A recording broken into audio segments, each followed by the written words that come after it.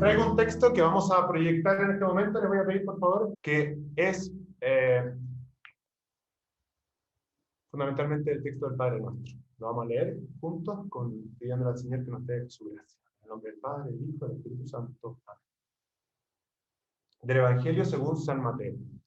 Tú, en cambio, cuando ores, retírate a tu habitación, cierra la puerta y ora a tu Padre que está en lo secreto. Y tu Padre, que ve en lo secreto, te recompensará. Cuando oren, no hablen mucho como hacen los paganos. Ellos creen que por mucho hablar serán escuchados. No hagan como ellos, porque el Padre que está en el cielo sabe bien qué es lo que les hace falta antes de que se lo pidan. Ustedes oren de esta manera. Padre nuestro, que estás en el cielo, santificado sea tu nombre. Que venga tu reino, que se haga tu voluntad en la tierra como en el cielo. Danos hoy nuestro pan de cada día. Perdona nuestras ofensas como nosotros perdonamos a los que nos han ofendido. No nos dejes caer en la tentación, sino líbranos del mal.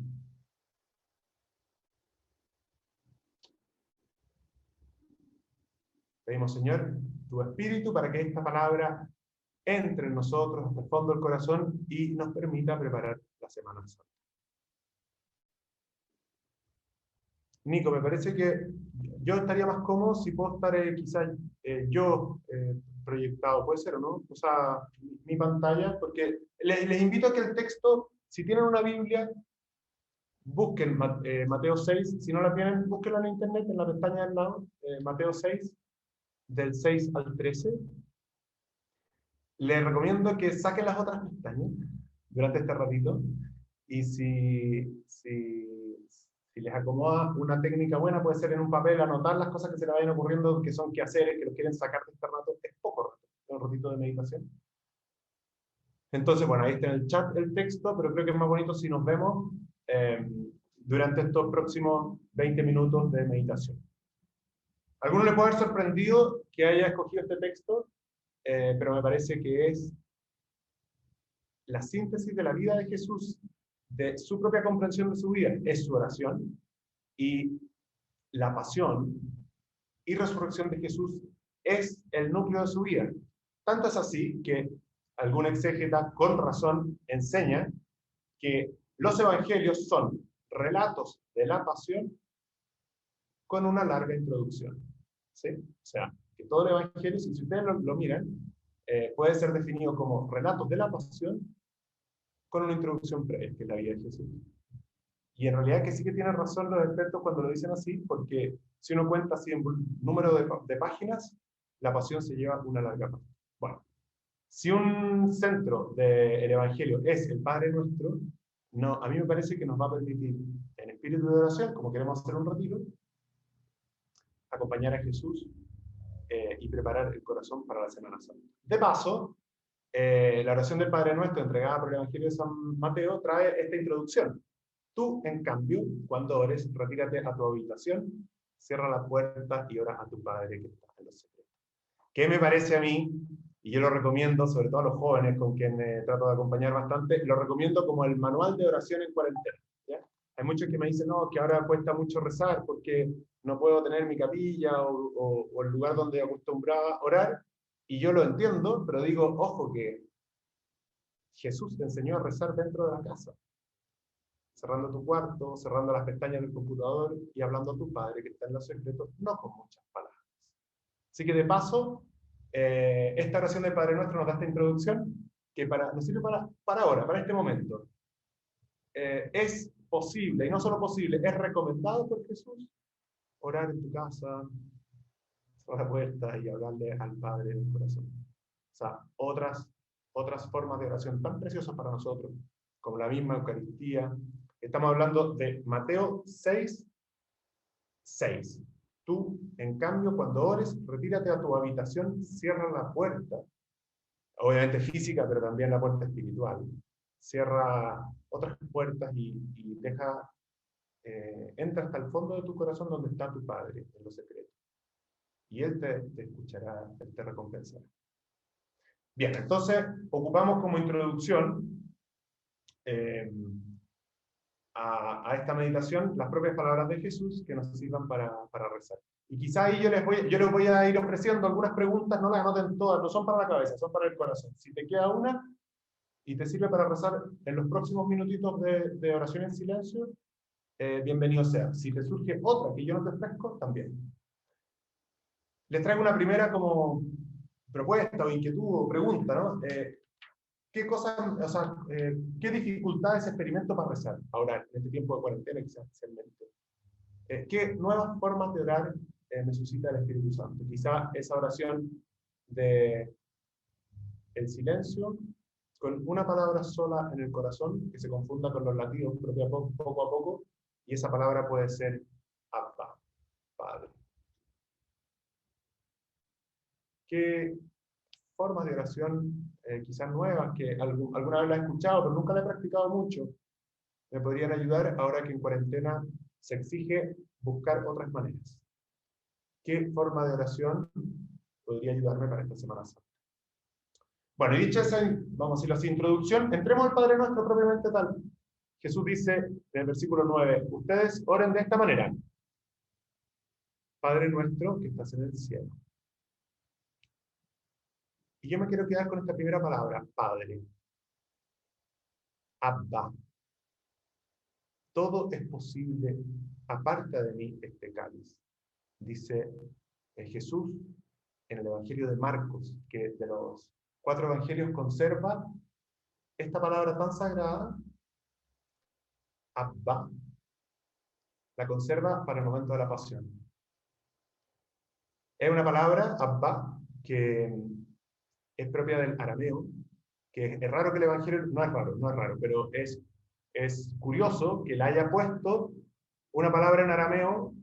Si no significara mucho, no la tendría que haber puesto, porque Jesús posiblemente hablaba en arameo, y fue traducido al griego para transmitirlo, pero esta palabra no fue traducida. Quiso ser conservada en su fonética original por Marcos, por también San Pablo, que le enseña en la carta a los romanos, ya se lo voy a decir. La palabra entonces es tan central en el mensaje de Jesús que los discípulos la quisieron transmitir a sí mismos. Y Jesús la utiliza en su oración en el huerto. Vamos a acompañar a Jesús en su oración en el huerto con esta palabra, Abba, Padre.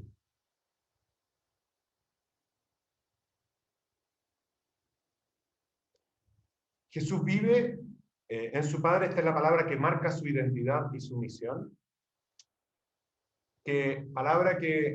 Identidad y misión que conocemos en el bautismo. Tú eres mi Hijo, el amado, en ti me complazco. Jesús va a rezar al huerto de los olivos con esta oración en su corazón. Él dice Padre, Abba. Y el Padre le ha dicho, también en el monte Tabor, se lo ha dicho en el bautismo, le ha dicho, tú eres mi Hijo, en ti me complazco. Jesús en el monte de los olivos, experimentando su pasión, con gotas de sangre como sudor, en el corazón, por decirlo así, la lucha que se da en su corazón es la de vivir como el Hijo amado en quien el Padre se complace. Y los cristianos rezamos el Abba. Y una cosa bonita del Abba es que todavía se escucha en la tierra de Jesús, en Palestina. Se escucha, a mí me tocó escucharlo de unos niños que le decían a su papá. Y me sorprendió muchísimo porque se sigue escuchando. No es tan rara a la palabra que nosotros tenemos como los niños así muy bobitas que están empezando a hablar. Papá no es tan rara. O sea, no es tan distinta. Y tiene toda esa ternura, tiene toda esa relación familiar. No, es más que la traducción así como padre, es como papá, como papacito, se podría decir. Bueno, les traigo alguna pregunta. ¿Qué imagen de padre da contenido a mi oración del Padre Nuestro? Estamos en el año de San José. Para Jesús, para el mismo Señor, la imagen de padre que da contenido a su Padre Nuestro es la de José. Sabemos de muchas heridas en la paternidad en nuestra sociedad. Entonces, esta es una pregunta importante, porque a veces necesita ser sanada nuestra imagen de padre, resignificada.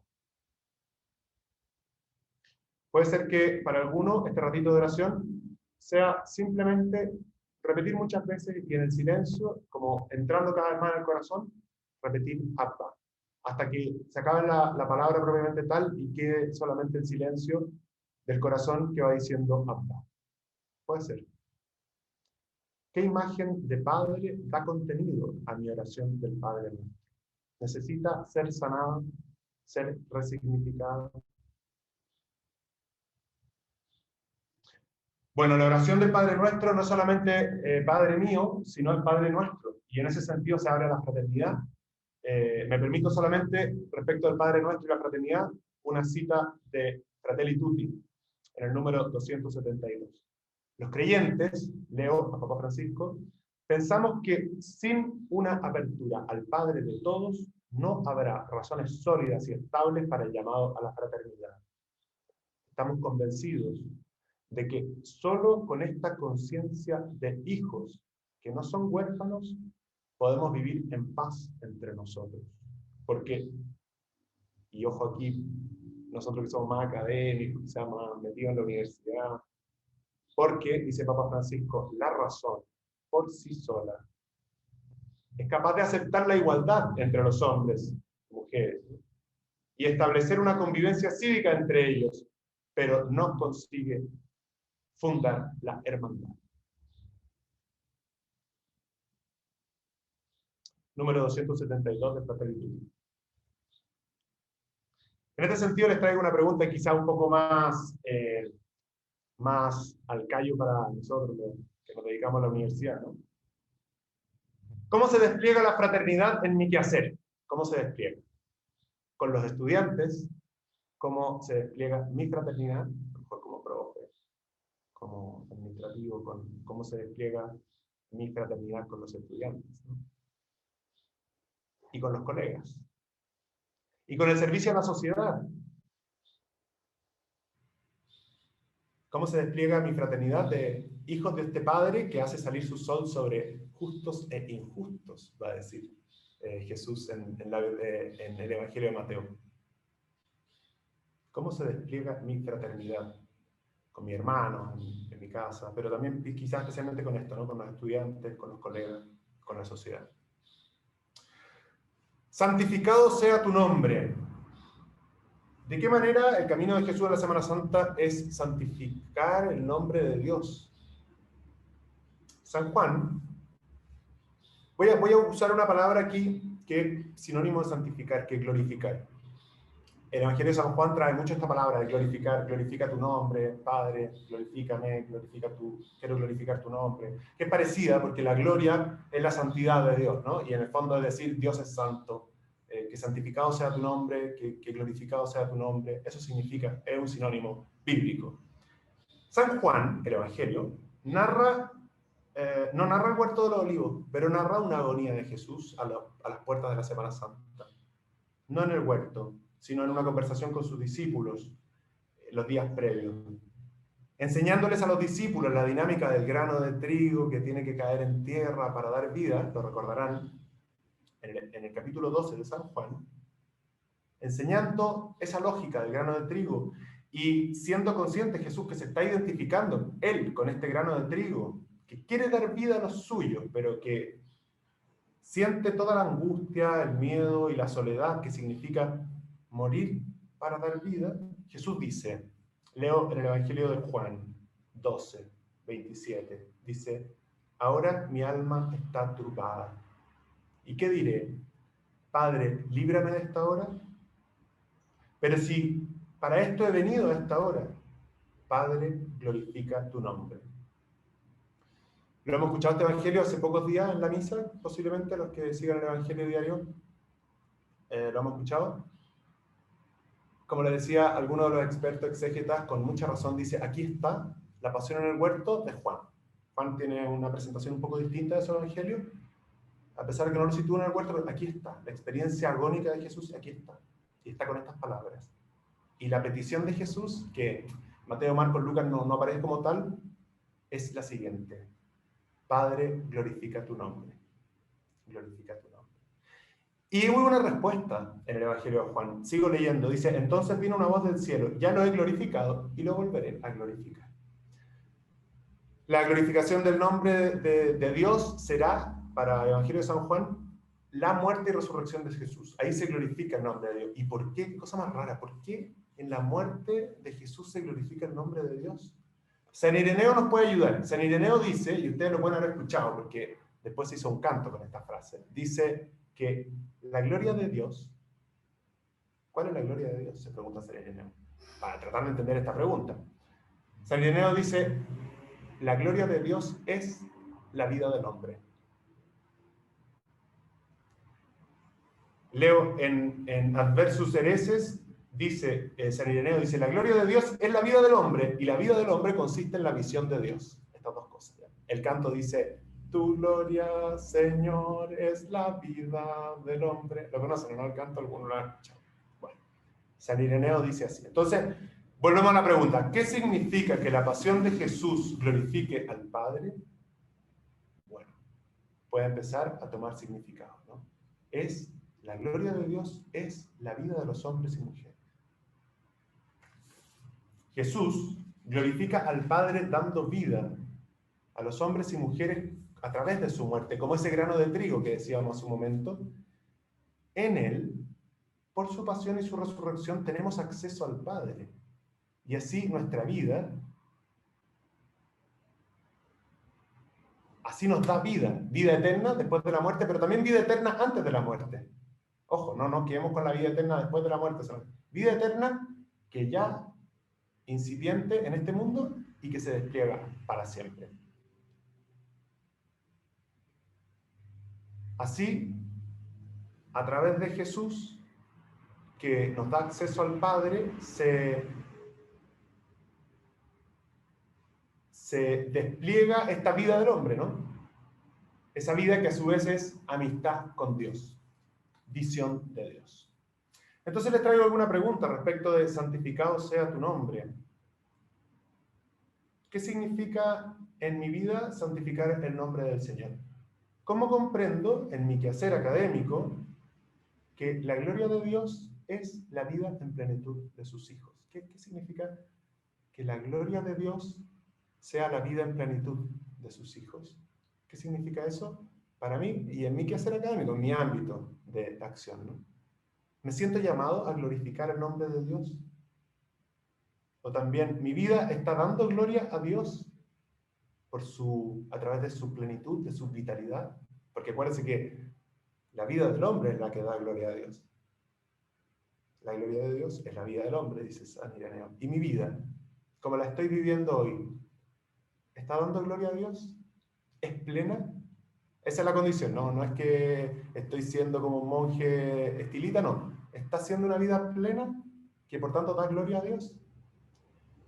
¿Necesito acaso tomar algunas decisiones que hagan que mi vida glorifique más? Por su plenitud sea más plena y por tanto dé más gloria a Dios.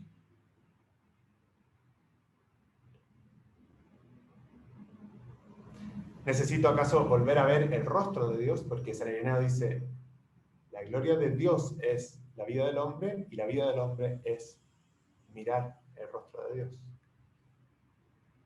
Bueno, los voy a dejar ahí con esas reflexiones sobre la gloria de Dios para pasar a la siguiente petición de Jesús, que venga tu reino. Y ayer, todavía tengo los ramitos puestos ahí en mi capilla, ayer decíamos, junto con los niños hebreos, decíamos, Hosana, bendito el que viene en el nombre del Señor, bendito el reino que llega, el de nuestro padre David, Hosana. Jesús, con su entrada en Jerusalén, instaura el reino. También lo quería instaurar en tu vida y en la mía, y no solamente individual, porque lo propio del reino es que sea común. Y Jesús instaura el reino con su subida a Jerusalén y también con su pasión. Lo que a las multitudes les costó captar y hasta el día de hoy nos cuesta captar es que sí era correcta la intuición de decir llega el rey, pero costaba captar que la manera de reinar era a través de la cruz. Entonces nosotros y en Chile hoy tan urgentemente necesitamos como nuevos reflejos del reino de Dios, captemos que Jesús lo trae, pero también captemos, abrámonos a este camino de que el reino de Dios es a través del grano de trigo que cae en tierra y muere. Eso es lo que más necesita Chile hoy, que aprendamos la lógica del amor hasta el extremo.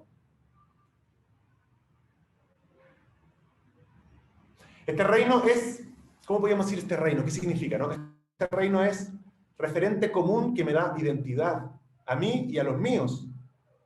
Están a salvo, están bien bajo este reino. Es el reino por el cual se está dispuesto a morir. Podríamos traducir esta palabra reino por una un poco más actual, que yo diría es el hogar. Es el hogar en el que todos están bien. Es el hogar que nos da identidad. Es el hogar por el cual en determinado momento yo estaría dispuesto a morir. Jesús se juega su vida confiado en el Padre, pierde su vida, arriesga su vida, con la convicción de darla porque el mundo sea ese hogar de vida buena para todos sus hermanos. Que venga tu reino. Jesús dice que venga tu reino y se la juega con que venga tu reino. Les traigo una pregunta a propósito del reino. ¿Cómo se dibuja en mi vida el reino de Dios? ¿Qué contenidos tiene el reino de Dios? Ayer celebramos la misa, no sé si tuvieron ocasión de seguirla en nuestras redes de la pastoral, pero decíamos que para un israelita de la época de Jesús, el reino de Dios significa cultivar su viña, que no se la roben los enemigos, que no se la robe algún caudillo o algún jefe tipo abusador, ¿no? Algún rey abusador. Cultivar su viña en su tierra, poder tomar su propio vino, que no venga una peste y se lo quite. Descansar debajo de su higuera, con sus hijos en torno y ojalá los hijos de sus hijos. Y eso significa el reino. Y en ese reino, con esas condiciones, Dios habita en medio. Esto es para un israelita el reino de Dios. Después tendrá connotaciones políticas, sí, más complejas, pero esto es el reino de Dios. ¿Y para ti qué es el reino de Dios? ¿Cómo se dibuja? ¿Qué contenido tiene? ¿Por qué estaría dispuesto yo a arriesgar, a dar mi vida? Creo que esta pregunta tiene mucho que ver con la contingencia chilena hoy, con la búsqueda de una nueva convivencia nacional. Que se haga tu voluntad en la tierra como en el cielo. Otra vez nos sitúa esta oración del Padre Nuestro, nos sitúa en el huerto de los olivos. Abba, Padre, todo es posible. Aparta de mí este cáliz. Pero que no se haga lo que yo quiero, sino lo que quieres tú. Padre, que se haga tu voluntad en la tierra como en el cielo. Jesús está rezando el Padre Nuestro. En el Monte de los Olivos, lo vamos a ver en 2 tardes más, 3 tardes más. Jesús está rezando el Padre Nuestro. Lo que pasa es que el evangelista pone Abba, Padre, que se haga tu voluntad, no la mía. Está rezando todo el Padre Nuestro. Está diciendo, Padre, que venga tu reino, que se haga tu voluntad. ¿Es la voluntad del Padre la muerte del Hijo? Chuta, aquí me voy a meter en un tremendo tema teológico, ¿ya? Y no soy capaz de resolverlo, se los digo de antemano. La teología, una de las preguntas más complejas es esta, ¿no? ¿Es la voluntad del Padre la muerte de su Hijo? Pero déjeme intentarlo muy simplemente y queda la pregunta abierta, no pretendo cerrarla. No, la voluntad del Padre no es la muerte del Hijo. La voluntad del Padre es la ruptura de este círculo vicioso de violencia y muerte. Su voluntad, la del Padre, es la vida buena de los hombres y mujeres en el amor. Esa es la voluntad del Padre. El Padre no quiere para su Hijo los azotes, las espinas, los clavos.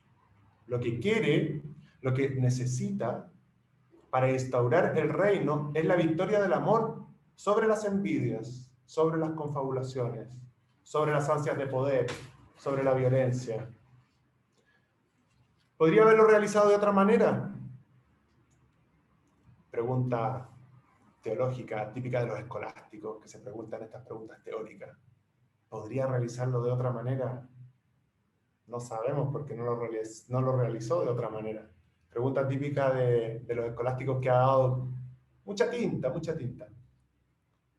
Yo diría que sí, que podría haberlo resuelto de otra manera, pero habría sido otra salvación.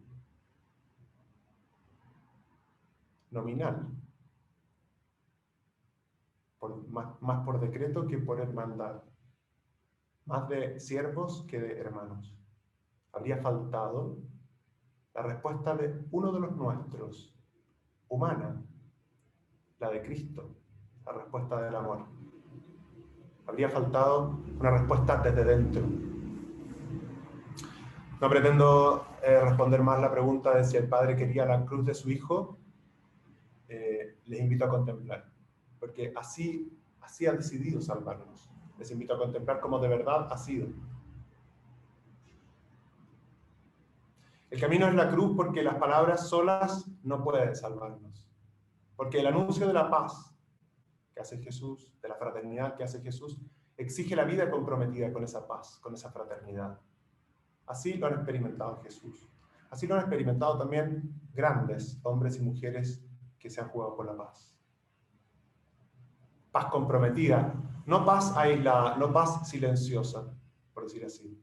Paz comprometida, la de Jesús. La opción por la paz, por el amor, por el perdón, parece vencida frente a la violencia, el odio, la venganza. Y recordamos las palabras de Juan Pablo II. Cristo parecía impotente. Impotente. Lo decía en el Estadio Nacional.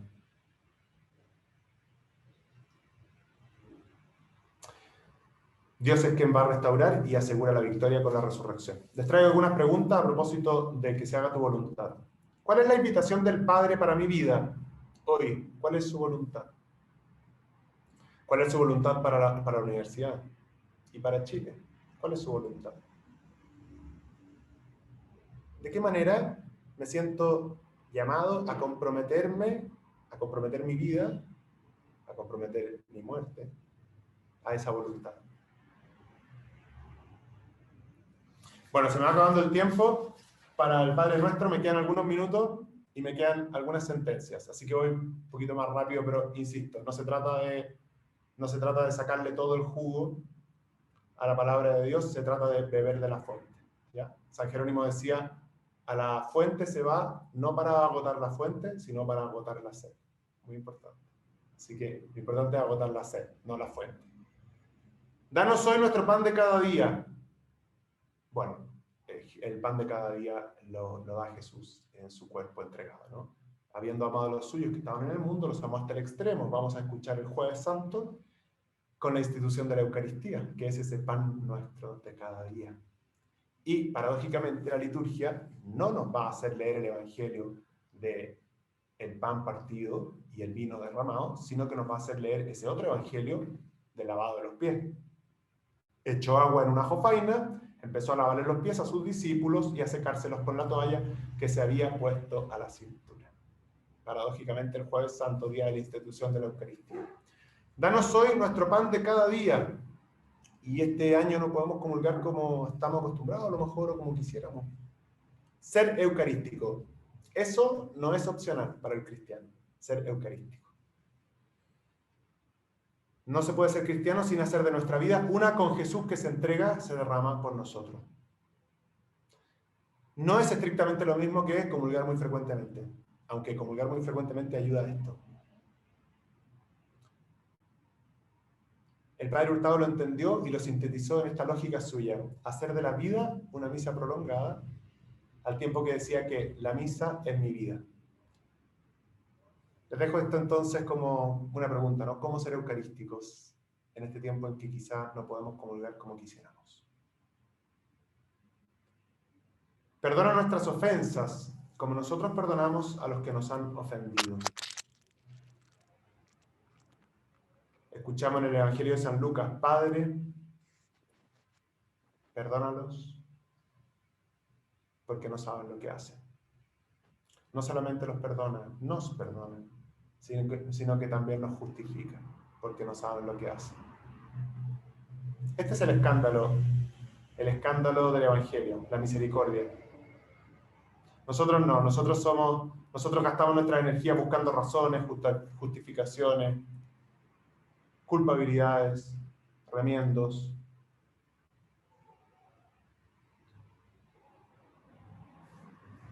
Es importante en este mundo buscar la justicia, esa humana, pero lo definitivo, lo que sana, es el perdón a Chile, a las víctimas de la violencia, de la injusticia, también en la Iglesia, a las familias, lo que los sana es el perdón. Y el perdón es un regalo. Jesús había enseñado que había que perdonar 70 veces 7. Y no se queda en palabras. Padre, perdónalos porque no saben lo que hacen. Les traigo una pregunta muy sencilla y muy directa. ¿Tengo a alguien a quien necesito perdonar? ¿Necesito pedir perdón a alguien?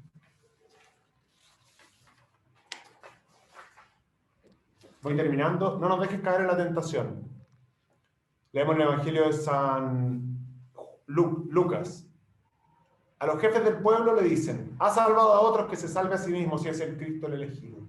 Los soldados le dicen, si tú eres el rey de los judíos, sálvate a ti mismo. El malhechor le dice, no eres tú el Cristo, sálvate a ti mismo y a nosotros. Y Jesús está pidiendo a su Padre que no le deje caer en la tentación. La última tentación de Cristo no es la tontera esa de la novela, no. Esta es la última tentación de Cristo. Bajarse de la cruz. Los expertos en escritura, los jefes del pueblo, le dicen que para que se muestre que es el ungido se baje de la cruz. Y en cambio Jesús pide no dejarse caer en esa tentación, sino vivir el auténtico ungido es el que no se baja de la cruz.